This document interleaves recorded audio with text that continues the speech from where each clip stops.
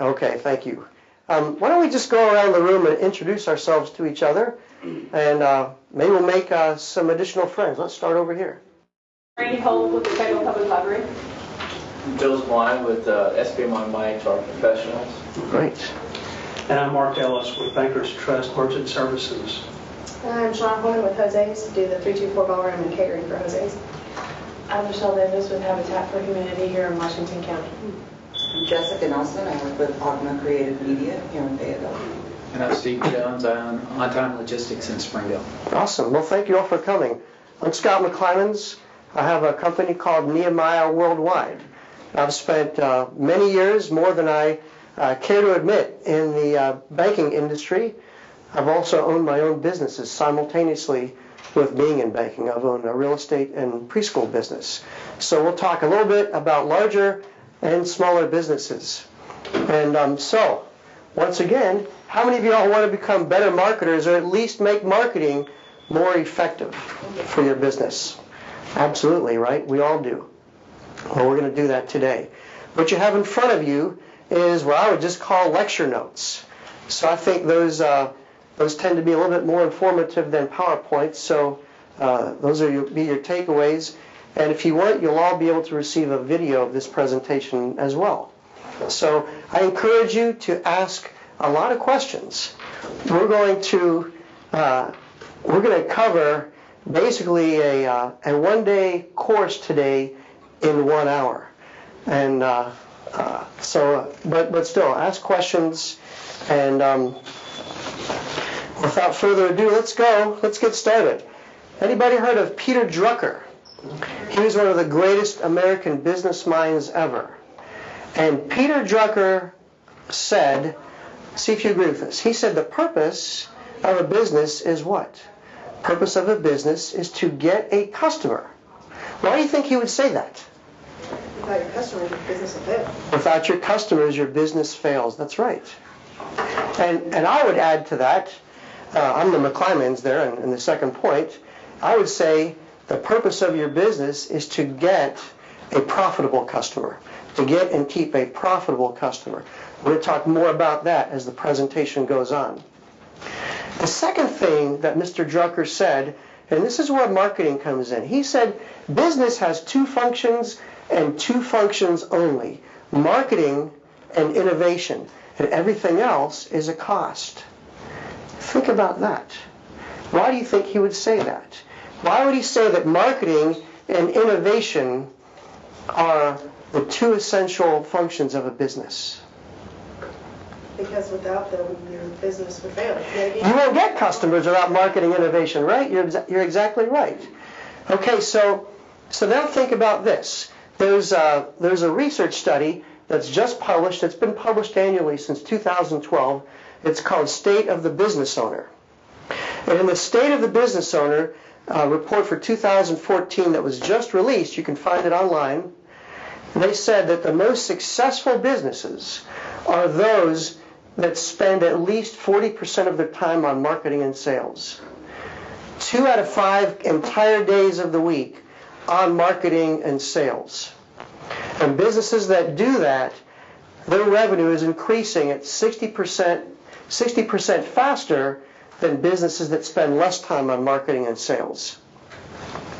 Now, just a little informal poll here. How many of your businesses or nonprofits spend, do you think, at least 40% of their time on marketing and sales? For the record, go ahead. Maybe close. Maybe close. Yeah. So tie these together. If marketing is so critical to getting customers, then why would we spend less than 40% of our time on activities that get customers? Right? So we're going to talk about building strategies around doing that. So what is marketing like in most companies? Well, marketing in most companies right now, it's ineffective, I would say. In the companies that I've either consulted with or worked for, marketing is largely ineffective. They're not getting the return on investment that they could.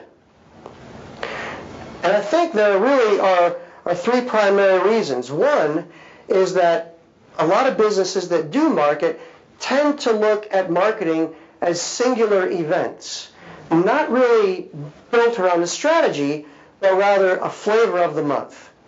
Hey, we've got a certain product that's in inventory, we need to get rid of it.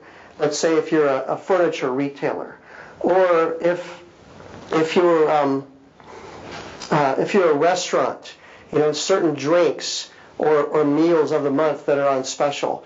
And so a lot of businesses tend to do what I would call one-off marketing that's designed mostly to either out of panic or designed to create current year revenue, which is great, but it doesn't necessarily produce long-term growth and a long-term strategy. It's not really cohesive and coherent, integrated. The other thing is a lot of companies don't measure their marketing. And so they don't know if it's effective or not. Just a little story here. My wife and I, at one point in our lives, you'll hear more about this later, but we were crazy enough to own a preschool. And it was a great business, just like any businesses, there are difficulties. But we did different kinds of marketing and we measured them crazily. So we did radio, we did direct mail, we did magazines, we did e-newsletters, we did our website, and we did referrals, and we tracked walk-ins. And we not only did we track our lead sources, but we also tracked our conversions. And welcome. Oh, thank you. Sure. No problem. No problem. But we tracked conversions as well. And that helped us eliminate different sources of marketing that we were wasting money on and really focus on where we had the most impact for our money. So if you're not tracking it, which most companies don't, I would say, this is one thing that we need to start. So marketing, the third reason, is that marketing tends to be neglected by people in the C-suite, CEOs, CFOs, etc. They look at it sort of as a low-level activity in many cases, not really a strategic function. And oftentimes, that's because they're good at what they know. They might be great at finance, they might be great at computer programming, web design, running a restaurant, whatever, but they're not necessarily trained marketers. And so they tend to ignore what they're not good at. So I think these are the three reasons that I've seen why marketing is not as effective as it could be. And what this ends up being is that there's no real strategy with the marketing. It's piecemeal. So we're gonna learn the difference. Here's an introduction to strategic marketing. And so I've got some good news and some bad news. The good news is that this is not rocket science. It's doable, it's practical, it's affordable. The bad news, welcome. The bad news is it takes a lot of work. And planning a marketing strategy, when you're creating this strategy, you're going to feel like you're not doing anything. As business owners and entrepreneurs, our natural propensity is to act, is to be in action. Well, when I'm planning a strategy, how am I acting? I almost get antsy, and I feel like I should be doing something else. But this, if the time that you take for this and the energy that you put into it, will pay huge rewards for your business, I guarantee it. So there are 4 critical elements, I believe, in a strong marketing strategy. And these apply whether your business is an online business or an offline business. I believe these apply if you're a church, if you're Habitat for Humanity, if you're in logistics, if you're in banking, or if you're in human resource, if you're in library. They apply across the board. They're foundational, okay? And they are, and we'll define these in a little bit. Brand promise, marketing analytics and automation, referrals, and leadership. Hi, welcome. By the way, for those of you who came late, there are cookies and water, homemade cookies, so please help yourselves. So these are 4 elements, and lots of times I'll go through them with people, and they'll say, wait a minute, leadership, I don't get that. I've heard leadership is important for business, but why marketing? I've never heard about it in the context of marketing. And I'll say, well, is marketing part of your business? Yeah. And I'll go on to explain why it's so important, and they'll get it. I just explained it to a really smart entrepreneur in Minneapolis last week. So let's talk about brand promise for a second. It's the heart of your business. It's the most important management system that you have. It's why you're in business.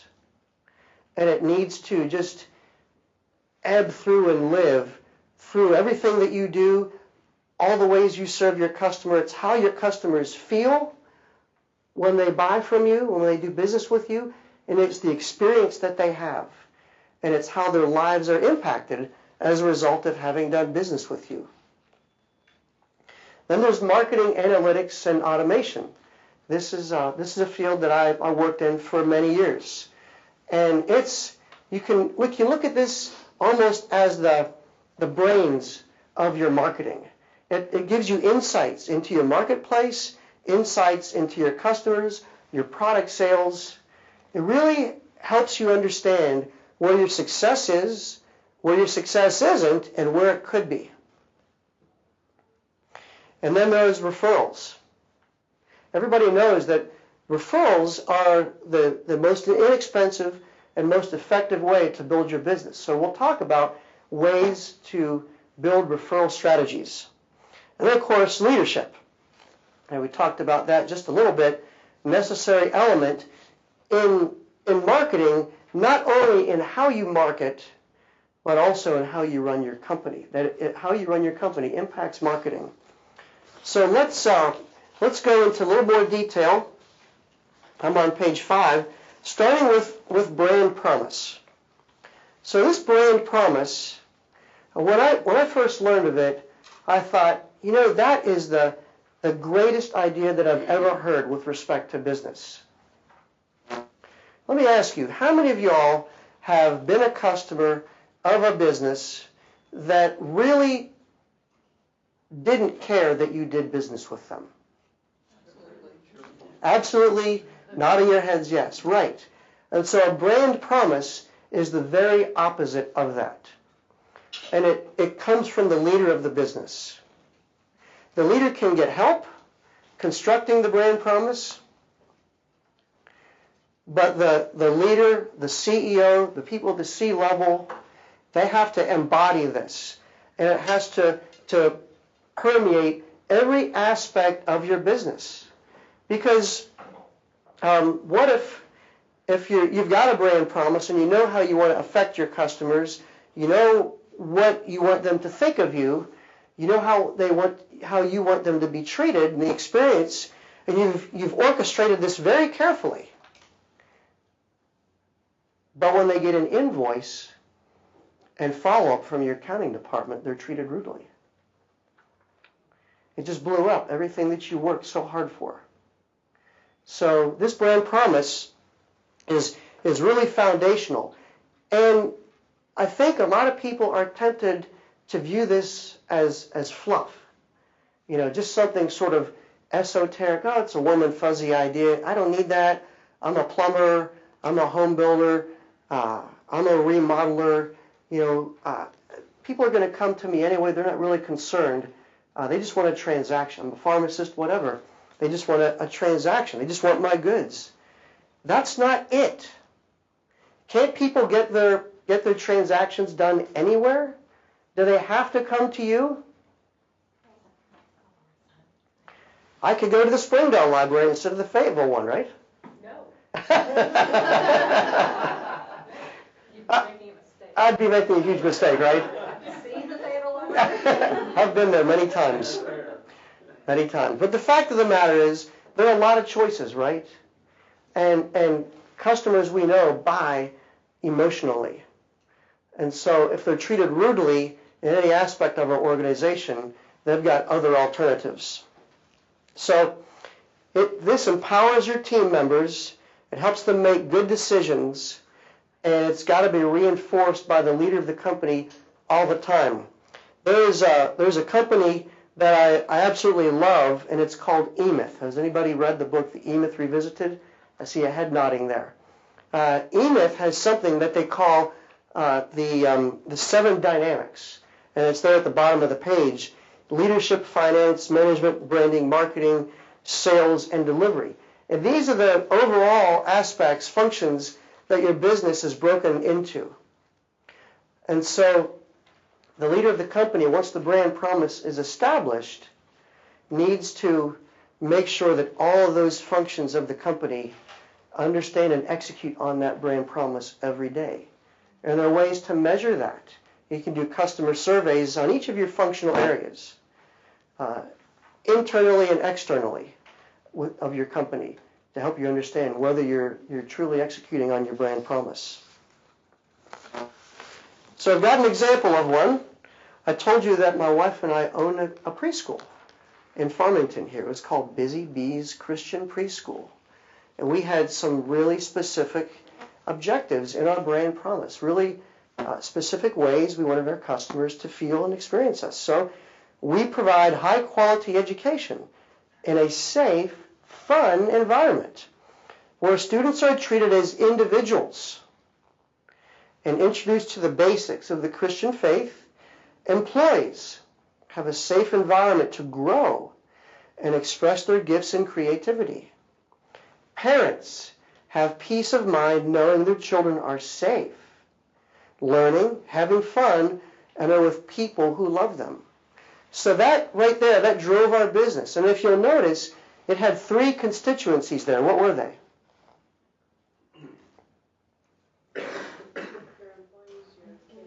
Employees, students, and parents, right. And so your brand promise can include your entire community. You don't just serve your clients. You serve your employees, you serve your vendors, your suppliers, anybody that you touch. You've got a specific way that you want them to come away thinking about your business and talking about your business, a specific way you want them to experience you.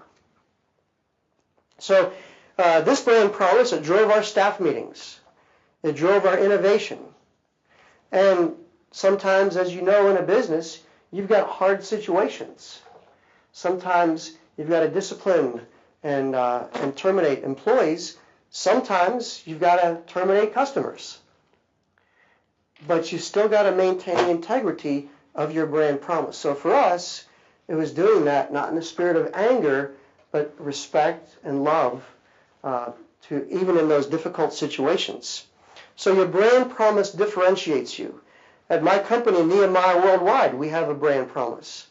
And here it is. We want our clients to feel like we're their trusted advisor and friend, someone they consider an integral part of their company, someone who cares about their business just as much as they do. We want them to feel like we're loyal, that we inspire creativity, and we give a dramatic boost to their team and their company. So when you put your brand promise together, there are a lot of questions that you should ask yourself. And you can do this as a team. But for example, what makes you unique and special? How are you different from any of your competitors?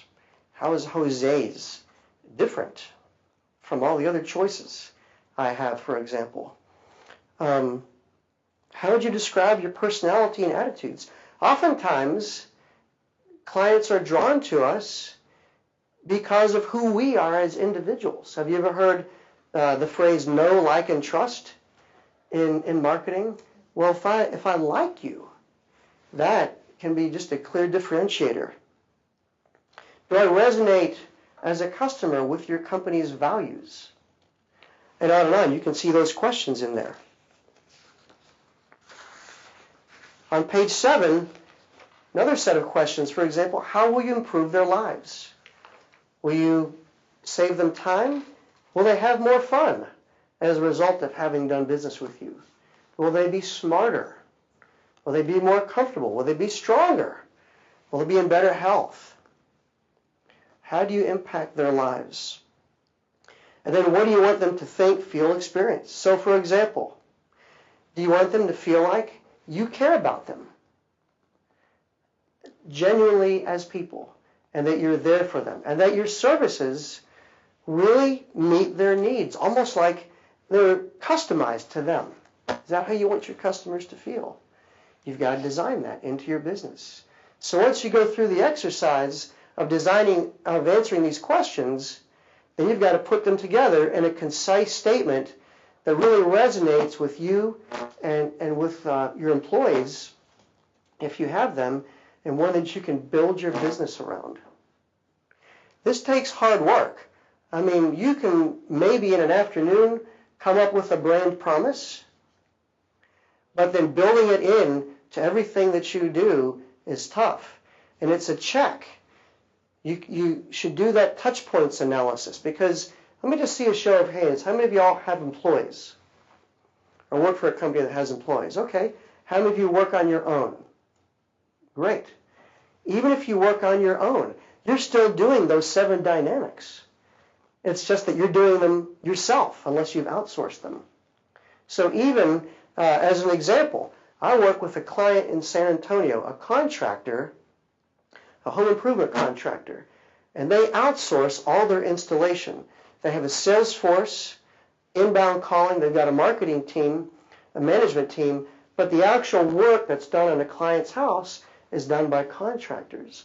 Well, or subcontractors rather. When they hire those subcontractors, they've got to be really, really sure that those subcontractors buy into and understand and are be able to execute on that company's brand promise. Because if they're not, all your efforts are in vain, right? So, does anybody have a brand promise that you'd like to share with us? Any of y'all ever thought of this prior to today? It's something that we're kind of moving toward. Okay. We're constantly changing and evolving our menu to include all natural products and organic products to help people start to live a healthier lifestyle. So that's something that I would like to implement with Doug. Unfortunately, he wasn't able to make it. Okay. But that's one of the ways that we're going. So. That's great. So you're moving toward it. Excellent. So your brand promise really influences your hiring and your training as well. I want to emphasize that. Have you heard of the company called Zappos? Has anybody ever bought from Zappos? Well, they put their new employees through a multi-week training process. And they get them absorbed into the Zappos culture. And they make sure their employees really understand and believe in and can execute upon this brand promise. And if at the end of the training period they don't buy into it or they don't think they can work with that brand promise, they pay them to leave. Scott, how interchangeable is a mission statement, company culture with brand promise? That's a great question, Mark. How interchangeable is mission statement and culture with brand promise? I think that brand promise is even more important than your mission statement. And I think it helps you define your culture and the relationship that you have between your employees and your customers. Remember, you can have a great, wonderful, lofty mission statement, but at the end of the day, if it doesn't evoke emotion from your clients, if it doesn't make them feel great about doing business with you, if it doesn't impact their lives positively, then you really haven't accomplished anything. It's just something that's on the wall. So I think the brand promise is more than a mission statement, something that you live and breathe and execute on every single day with every single customer in every part of your company. It's very hands-on. Does that help? Yep. Okay, great. Any other questions around brand promise? Okay, so now we're going to move to marketing, analytics, and automation. And this can be a tough one for some people, but I want to let you know that it's the gold mine. I mean, I really mean that. This is the gold mine. Don't let it intimidate you, because all you're trying to do here with marketing analytics and automation is understand the behaviors of your customers and the behaviors of your marketplace. What we're trying to do is look for trends, and they can be positive trends or negative ones.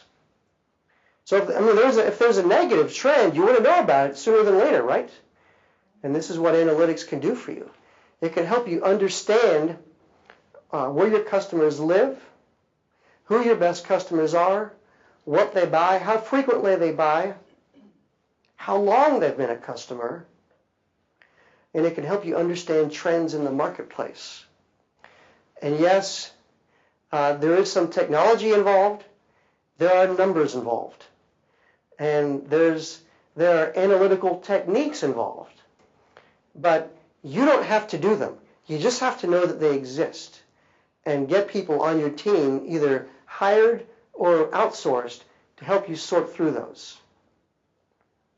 And so we're going to talk about a really practical example right now. Best customers. I'm convinced, beyond a shadow of a doubt, I've witnessed this, experienced it over and over again, that most companies don't know who their best customers are. Ouch. Can we say ouch together? Ouch, that hurts. These are the people who are giving us all of our profits. They're the reason that we exist. They pay our salaries, our mortgages, our vacations, our kids' dentist bills, college bills, etc. Most people don't know who they are. Most companies don't know who they are. And if they do, they're not building strategies around them. So here's an example. In the banking industry, believe it or not, 90% of the profits come from 10% of the customers. And those customers, that 10%, except for the very, very maybe top 1 or 2%, those customers are largely invisible. They're just living their lives. They're somewhere in your system, ready to get picked off by a competitor, very, very vulnerable. But yet they're giving you a ton of profitability. The worst day that you can have as a business is when one of those customers either goes away to a competitor or falls into that marginal or unprofitable category. The best day that you can have is when one of the marginal or unprofitable customers becomes one of those most profitable. Now, to make this a little bit more concrete, I want to use kind of a negative example, but it'll hit home, I'm sure, with many of you. I have done business with an insurance agent for many, many years, and I'm positive, beyond a shadow of a doubt, that I am this insurance agent's one of their best customers. I have no doubt about it.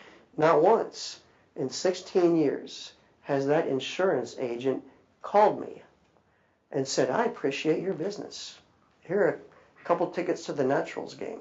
Or, I appreciate your business.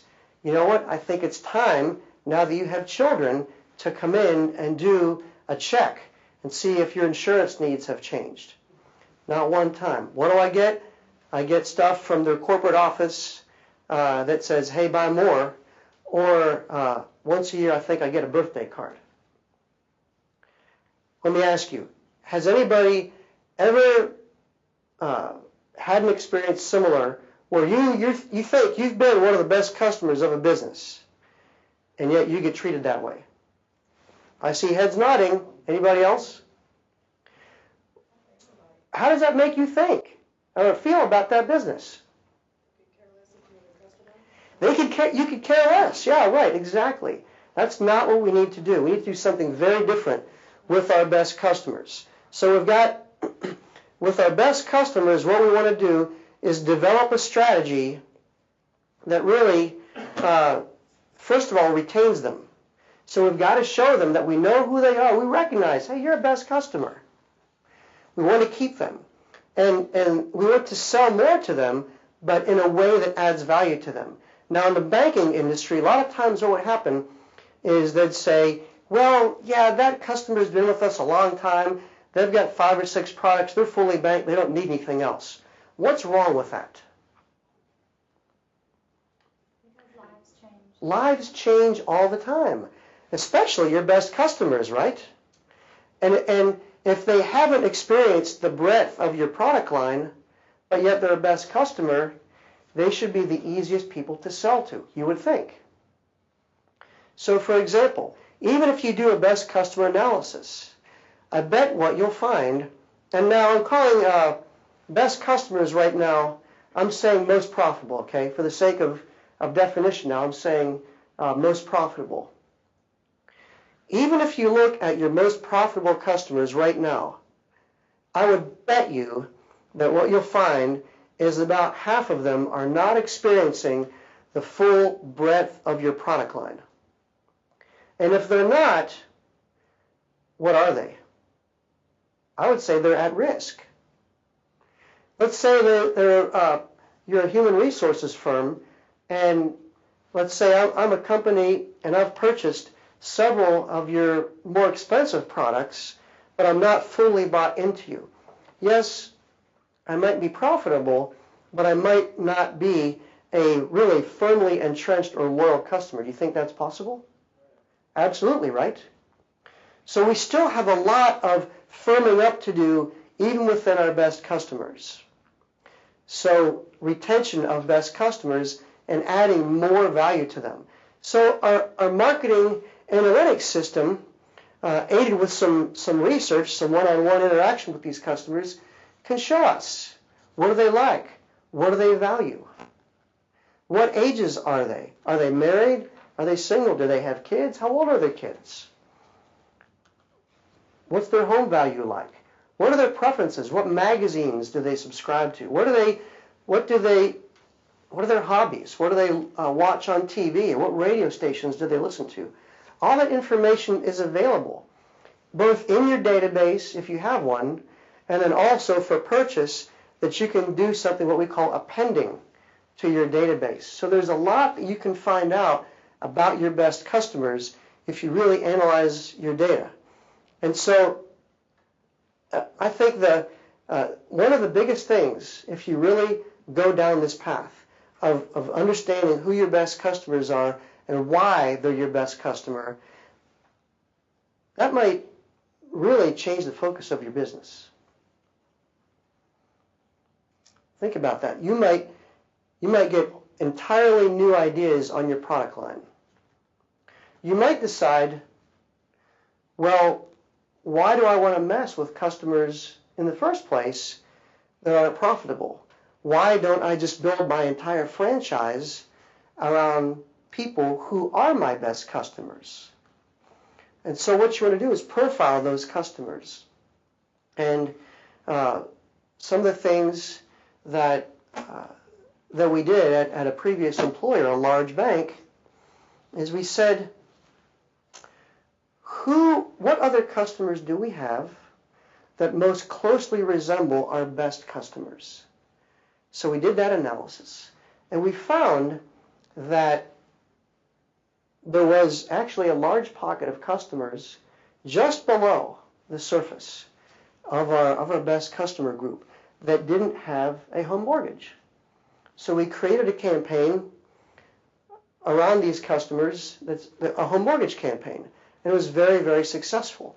And it moved those customers up into a new category. Those are things that you can do in your business. It is very affordable. It's not very hard. So now what we're thinking about is, okay, we know we want to retain them, obviously, sell more to them. We also want referrals from these best customers. Why? Why them? Because they like you, and have any of you, I'm sorry? Oh, no, I was just saying yes, family. Have you heard of the very scientifically named theory, birds of a feather flock together? Your best customers know people like them, so the theory goes. So they could be very likely, not necessarily definitely, but very likely to refer similar types of people to you. They also have a higher close rate. Higher close rate, exactly. Referred by someone that they know or trust, they're more likely to have the opportunity to close that business than a cold prospect. Great. So they've got a much higher close rate when they come from people that they trust, which is one reason that social media is so great, right? So helpful. So what we want to do, we're going to round up here this best customer part of the presentation, but what we want to do is create an ongoing strategy, a relationship strategy around our best customers. We don't just want to do this hit or miss flavor of the month with them. I mean, we might do that flavor of the month strategy around our customers in general, let's say a product of the month or something like that, or service of the month. But we can't do that same thing with our best customers. We've got to take a longer-term view with them because they're the future of our franchise. So we've got to take more of a relationship, a more value-added aspect to our best customers. That might entail inviting them to events, special events that aren't open to the rest of the customers. It might be doing something for their children. It might mean tickets to a ball game or a theater, a concert, restaurant, doing something additional for them, but also making them smarter. I'm a firm believer that people want to be made smarter. Wouldn't I like my insurance advisor to make me smarter regarding my insurance products? Wouldn't I like a financial advisor to help me understand my finances better and build for the future? Of course. Of course. Wouldn't I want my the person who services my car to not necessarily turn me into a mechanic because he can't, but help me understand how to better maintain my car so I can save money? Of course I would. So these are real world ways that you can use marketing analytics to wrap your arms and your company's mindset around your best customers. So here's an example of the banking industry, how we use marketing analytics and automation.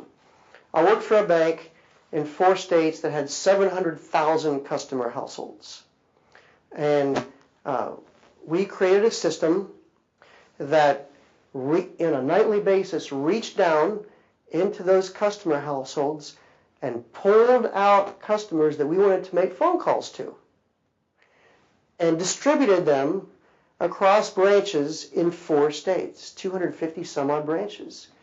And over here were the customers that qualified for home equity accounts. Over here were the customers that qualified for asset management services. So these are things that you can do. Well, again, this is a big business that did this, but the technology is affordable to you. We were able to think about this, people sitting in your business waiting for a customer to come in, just waiting. That's what these folks were doing. We had them do outbound calls. They started doing over 300,000 outbound calls a year, making 30,000 extra sales every single year. They weren't paid any more money. It didn't take any more time. They were just using their existing time on their current salary dollars.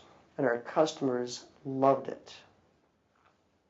That was automation at work using folks that were looking for things to do and wanting to better themselves. There's something that it should be really interesting to you that's called GIS, Geographic Information Systems. And all it is mapping your customers. And you can see parts of your trade area where you've got the most opportunity, where most of your customers come from, and it can be used quite well to determine what areas of a city that you want to market to, where you want to put a new store, etc. So you combine it with your customer database and you've got something super powerful. Questions on analytics? Let's move on to referrals. How many of you think the referrals are important? Absolutely. Now, how many of you have a referral strategy? There's one. Okay. Well, that's interesting because that described me. When we had our preschool, I thought, I love referrals. I just don't know how to get them. I mean, they're just luck. It depends on what, who a mom bumps into at a soccer game, whether or not she remembers that her child goes to our preschool. It's just luck. I can't build my marketing plan around it. Then I learn different. And I'm going to teach you that, or at least give you some ideas here in a second. But I think referrals come from really, I think about them in two ways. One is organic and one is systematic. And you've got to have both to have good referrals in your company. So organic, that means your customers, your vendors, your employees, and your entire network of people are referring you. And they're smart about referring you. And the reason that they refer you is because you're great. You're great at what you do. Now we're back to what? Brand promise. Did you design your customer experiences and your products, and are you executing in all aspects of your business in such a way that customers love doing business with you and just can't help but refer you? That's what I mean by organic referrals. Now, systematic is something a little bit different, and that is I'm planning out how I'm going to get referrals. And there are a couple ways to do this. I'll just give you an example from Busy Bees, how we did this. I got really tired of spending a lot of money on radio and direct mail. So I said there's got to be a better way. And I noticed that my conversions from my referral leads were a lot better than from any other source. So I said, I actually worked with a coach. And I said, how can I speed this up? And so we worked together and came up with a solution. It's pretty simple. You can do something very similar. It's like this. We had 4 classrooms. And I worked with our director, and I said, wouldn't it be great if you could go classroom by classroom, parent by parent, day by day, take them aside and say, how is your child doing? Is there anything else that you need from us? Are you happy with your teacher? Are they progressing the way you want? If the mom says, yes, absolutely, the next question that we would ask was, that's wonderful. We really want to build our business. And the best way we do it is through referrals from satisfied clients like you. Would you be able to give us 3 names over the next week of people that are looking for the same kind of experience for their child? And then, of course, people forget to do that, right? Not everybody remembers. And we had a follow-up strategy. That yielded us more business. We got up to 92 children. That yielded us more business than anything else. And we built it into our daily workflow. Now, I'll say the thing that we did prior to that was we made sure that we were referable. We built a great company. And just to be sure that we were referable, we did a customer survey. We found out how satisfied customers were with us, whether or not they felt comfortable referring us, and whether they knew anybody that they could refer to us. The response was overwhelming satisfaction, overwhelming willingness to refer. And so that gave us a lot of confidence in moving forward. Believe me, you can't get any simpler than this. This was a simple strategy, but it worked, and it was intentional. And never again will I say referrals are just luck. And I would urge each of you to think of a way to build your business around referrals. Now, how does it tie into analytics? We've seen that you have to have a great company built around your brand promise to be referable. That's number one. But what about analytics? Well, Don't you want to know who refers you? Of course you do. Don't you want to know where your customers are coming from? Sure you do. We talked about that before, the measuring part. But you can end up with people that you could call most valuable referrers. They might not be your most profitable customers, but you sure want to know who they are, right? Because even though they're not referring or they're not buying all the products that they could from you, their profitability might be through the roof based on who they refer to you. This is something that you want to track in your database. Every new customer that comes to you, you should know what the lead source is, how they came to you. And I want to talk to you about something that is a little offbeat, but that has to do with your referral network. So for your clients, you want to be a great referral source for them. So for example, if I'm serving the banking industry, which is part of what I do, financial services, I've aligned myself with other providers who are in my same industry, who serve the same kind of customer that I do, but who don't compete directly with me. And so I've got a direct marketing agency, I've got a technology firm, I've got a training firm, and on and on. We don't compete, but yet I can refer pieces of business to them and vice versa. That's a great referral strategy that you can't overlook. Here's something else. If you become a most valuable referrer to your clients, you're referring business to your clients, and you make it part of your practice, not just to operate your own internal referral system, but make it a goal, create numeric goals to give referrals to your clients. Be a most valuable referrer to them. And when it comes down to a competitor saying, I think you should do business with me instead of Scott at Nehemiah Worldwide. I can do the same thing he can do, and I can do it cheaper. What I want my client to say is this: you might be able to do it cheaper, and I'll grant you, you might be able to do it as well, although I doubt it, right? But no matter how cheap you do it, you can never make up for the amount of business he refers to me and the amount of money he has saved me off my bottom line. So my ROI of doing business with him is far beyond what the cost savings of doing business with you will ever be.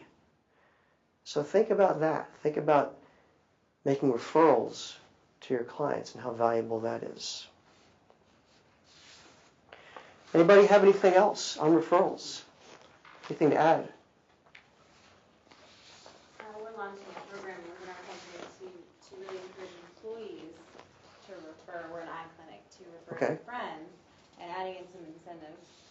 Okay. Where the top referring employee of the month gets a $50 gift card to Best Buy or whatever it is. Good. And that's been generating a lot of excitement for us. Okay. How are your clients responding to it so far? Right, have you launched it? We launched it last month. Yeah. Good. It's going well, yeah. Good. Excellent.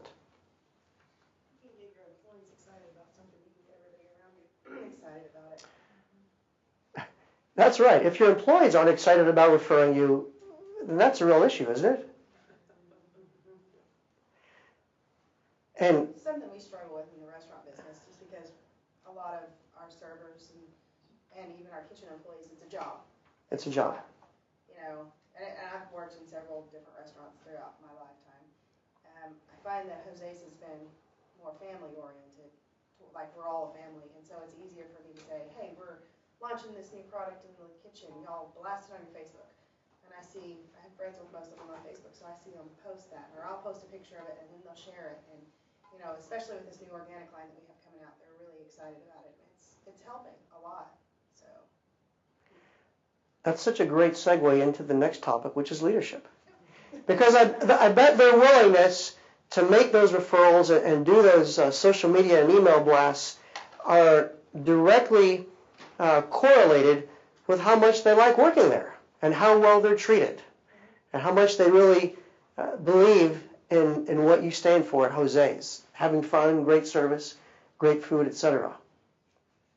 So the more, once again, that's brand promise in action.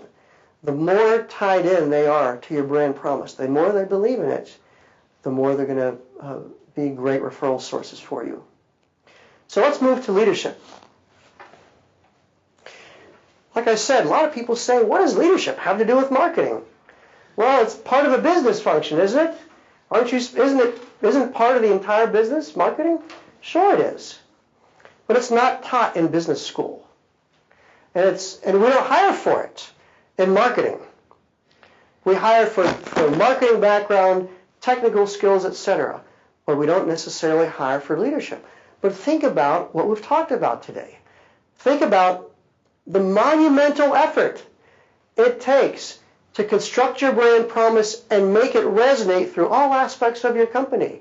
Think about the leadership that just that one thing takes. It's huge. It takes a massive amount of energy to make sure your whole system is cooking on that brand promise and delivering to the customer every single day. That's part of marketing. Think about what it takes to make sure that your marketing automation and analytics system is really being used effectively. Because what you can do in companies, they can have these fancy databases, and all they do is they pump out lists. Hey, give me a list of customers that fit this profile. There you go. Okay, I'm going to make outbound calls. Bye. Somebody over here, hey, give me a list. But the leader of the company or the leader of the marketing team has to say, well, that's all fine and good. I'm glad I'm helping your calling efforts, but let's make a strategy out of this.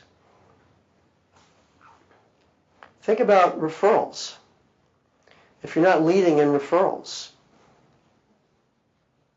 if you're not making sure that you've built a referral system and measuring how it's done every single day and aren't the lead referrer to your clients. So you've got to lead, and your employees are watching. And there's something called, anybody heard of John Maxwell? There's a book that he wrote. It's called The 21 Irrefutable Laws of Leadership. And the number one law, the very first law, is called the law of the lid. And the law of the lid says, your company or your team will never excel or never grow beyond your ability to lead it. So if your leadership level is a 4, your team or your company will maybe grow to a 3. But the good news is that you can learn leadership. You can practice it. You can get a lot better at it. It's not just, you're just not born into leadership. It's a skill like anything else. So the more you grow as a leader and have marketing at the forefront. Remember, at the very beginning I said the best companies, those that are growing the fastest, put how much time into marketing? 40%. At least 2 days out of 5 are spent in marketing. So it's a critical element to lead, and you can learn to lead it. You don't have to be the expert. You might be an expert. I keep coming back to software design or building homes. That might be your expertise, but you've got to know that these other things exist, and you've got to get good people around you, whether they're in-house or they're outsourced, that can help you execute. And it's not good enough to just hire somebody and say, okay, you got it, take care of it, I'm going to do my thing over here. No, you can't. If you want your company to grow, you've got to spend time with marketing. Here's another thing. So that's marketing leadership. I'm going to talk about overall company and employee leadership for a second. Has anybody ever heard of a study from the Gallup Research Organization called A Study on the American Workplace? If you haven't, I highly encourage you to read it. It's great. 70% of Americans hate their jobs. Did you know that? 70%. You know the number one reason? What's the number one reason? The boss, leadership. They can't stand their boss. So what's the main thing that we have to fix? The boss, right? We've got to become better bosses. And there's another study. I've got some footnotes down here. But there's another company called LRN Consulting, and they've had some wonderful studies that I love to read. They've basically said there are three kinds of companies based on management structure. One is top-down hierarchical, my way or the highway. The other is a hybrid of that, hierarchical but some freedom. My way or the highway, but to a certain degree, but there's some things I'll let you figure out, that I trust you enough to figure out. Those two represent 97% of all companies. Only 3% really give their employees the freedom to innovate and to create and use their individual gifts and strengths to make the company better within the parameters of the brand promise. And those companies outperform the other 97% financially, hands down. It's a tall order. It makes us uncomfortable. That's not how we're used to doing business. Well, leaders don't want to give up their control. Right. They, like you said, it's a total trust issue in your employees. You hire them for a purpose, let them do their purpose. Let them use their skills. Exactly. Let them use their skills. A good leader will help you develop those skills too. Right. Good leaders help you develop. Absolutely. And so, with that, let me just segue into something else. I found out as I was probably 6 or 7 years ago, as I was kind of getting a little tired of what I was doing in my career, I said, I'm really in the people development business as a leader. You just mentioned that, people development. And as leaders, I don't care what business you're in, whether it's a nonprofit, a restaurant, whatever industry you're in, you're really in the people development business. Helping people really maximize their skills, their individual creativity. That's how you get innovation that Drucker talked about as one of the two key principles of business. And that leads to great customer service and better marketing. And so, with that, I just want to say that that's what my company is about. We are an anti-status quo company. We're named after Nehemiah, who is a great biblical leader. He pushed the status quo. He could have stayed in his comfort zone, but he didn't. And that's what we do, and that's what we help our clients do. We don't want business as usual. We want to do business with companies that want to create great products and services, and that want to create awesome work cultures that attract and keep the best talent, and which also serve and make their companies better. And on the last page, you can see some of our products and services. They're designed with people in mind. They're designed to help create stronger leaders and to help people grow. And so with that, I just want to open it up and see if there are any questions or comments regarding anything that we discussed today. Go ahead, I'm sorry. I was going to say good presentation. Oh, thank you. Thank you. I appreciate that. Thank you. I just want to touch on one other thing Sure. in regards to referrals. Yes. And what you, in light on what you said, never be afraid to ask for the referral. I mean, being in sales for so many years, it's ask for that referral. Ask them with the incentive program that you have mentioned, even with your employees, offer an incentive program for your clients. Say, if you bring me so many referrals, I'll discount X, Y, or Z, or you'll get some kind of promotion of some kind. I found that very helpful being in sales so many years ago that, it does. It increases your client base and drives your revenue. And There's nothing wrong with asking for that referral. So I just wanted to elaborate. And what's the worst that could happen? Exactly. They just say no, right? Say no. We're not going to go out there and market your business for you. And it all goes back to the branding and, you know, the customer likes you and, you know, you feel good about, you know, your relationship with the existing client. I mean, ask them for their referral. Don't be afraid of that. And don't be. And that's Don't be my main afraid. point is do not be afraid to ask. You're gonna get told no. They tell you no, you're They a no will. or something, not when you were to begin with. Exactly, don't be afraid of no. So, We're asking customers, we're saying, look, we're going to provide you with a great experience. This is on the front end. Would you be willing, if you have as great of an experience as we think we're going to deliver, would you be willing to give us a testimonial and some referrals? So we're sort of priming that pump ahead of time so the customer is not caught off guard at the very end of the engagement. The customer knows what's coming. So what is Yes. your opinion on paying for referrals? So if you send me a referral, I'll give you a gift card for $20 to customers.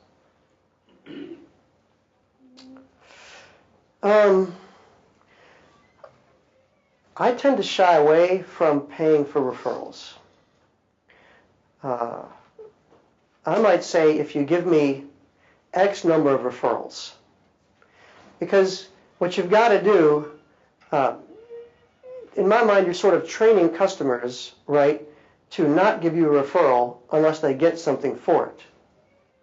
And I think you want customers excited about you, sort of that organic referral, but then also they should be so excited about your service that it shouldn't bother them to give you names.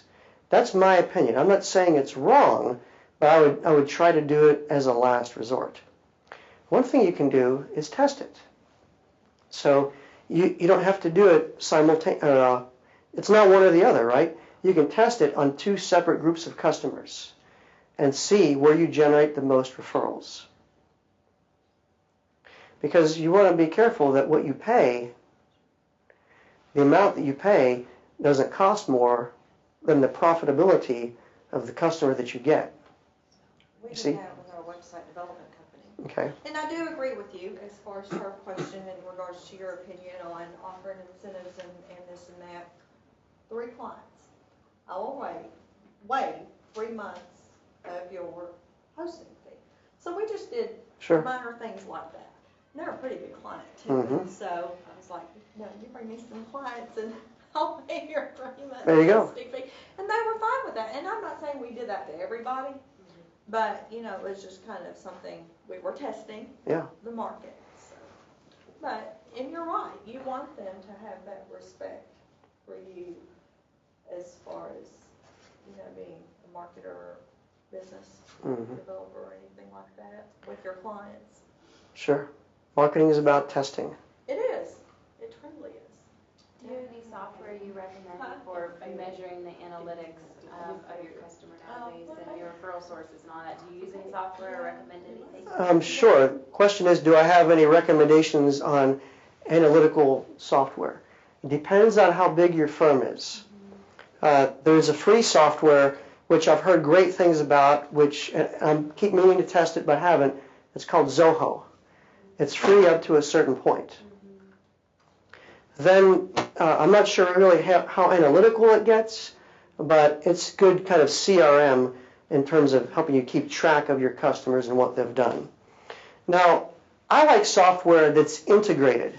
One thing that's a pet peeve of mine is when I have a CRM software, an analytical software, this software, that software, and I've got to somehow tie them all together. I hate that. The best software that I've seen so far for a small to medium-sized firm is something that is called Green Rope. And I love the way it integrates sales, CRM, analytics, social media. It lets you do outbound direct mail. So it's sort of customer tracking system, analytical, and your execution software, outbound execution software, all rolled into one. And it's very affordable. So it has like an automation piece where Yes. everything else can be automated Yes, that's right. Look them up online, Green Rope. And then for a more enterprise, a larger enterprise, well,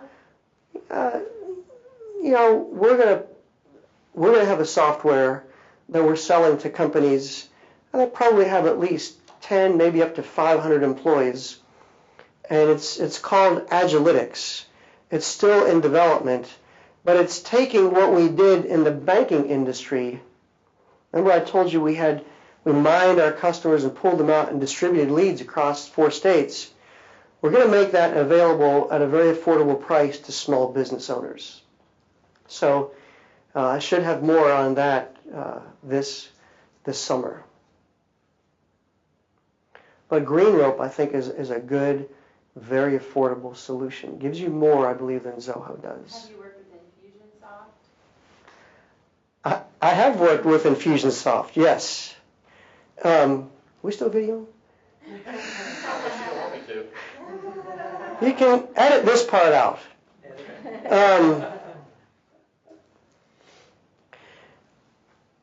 I really, several years ago, maybe 2007, became really enamored with Infusionsoft and what it looked like they could do. And I went to a conference of theirs out in Arizona, and I loved the people. So I got it for the preschool. Well, it required a lot more technical maintenance on my end as somebody that had a full-time job and was running a preschool than I could put into it. And it wasn't, I didn't find that it was as flexible as I wanted it to be. I liked what it did. I liked some of its, the marketing campaigns you could build, the event-driven marketing campaigns. But I found it technically a little bit more than I wanted to deal with. And I found it to be expensive. So you can put that back on now. I know a lot of people that swear by Infusionsoft, but they've got some technical person, strong technical person running it for them. Any other questions? Yes, ma'am. Comment on analytics, which I love, but in our business, I've been in healthcare marketing to seniors for a long time, housing and healthcare, and sometimes it's just simple analytics. It doesn't have to be real detailed. Sometimes you can almost get too much. Sure. But you think you know who your best referral sources are, but then you do some simple analytics, and they send us a lot of referrals, but they don't end up coming to us. Who refers that you actually close, and it might be a situation, and why didn't the others close? And it may be you need to educate your referral sources a little bit better because everybody that came couldn't meet the income guidelines or something like that. So our industry has always lagged way behind the computer age, I think. I mean, when I first started working, we didn't even have computers, but we are coming into that. But sometimes I think just the simplest analytics are really interesting. You bring up a couple of good points because you can get swamped with data, right? And the secret in good marketing analytics is knowing what data really drives your company, what drives your success. That's what you want to focus on. You don't want to get swamped in a sea of data. And the second thing is very astute, and that is, not everybody that comes gets closed. Well, so then that becomes kind of what we talked about. Well, what is our close rate? Who's closing? Do we need to educate our referral sources, which we talked about? And where can we do any more outbound marketing toward the people that do qualify?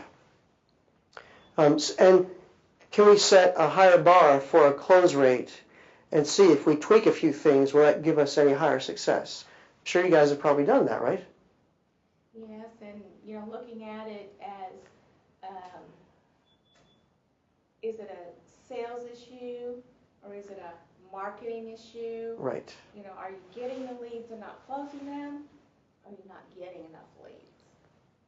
And because now I'm part of a big company, and it's people are always coming, oh, here's a good idea, here's a good idea. So the fact that you have to have a planned strategy, I mean, there's so many people out there that don't even have a marketing plan. It's amazing. That's right. So I like your point about closing. And the beautiful thing about the system that we use in the banking industry is we could see what salespeople got what kinds of leads, right? And then we could measure which salespeople were doing the best job closing on different kinds of products. And so then what we would do, we kind of get, a best practices. And we would create what we call champion groups. And we would try to share best practices and get those champions, would video them, interview them, get them on webinars, just trying to get them to share their best practices throughout the company. And I'll never forget one time, one lady had gone from, in terms of closing on this outbound calling system that we had, she had gone from a poor performer to one of the best. And I said, how'd you do that? What made you do that? And she said, well, when I figured out that it wasn't going away,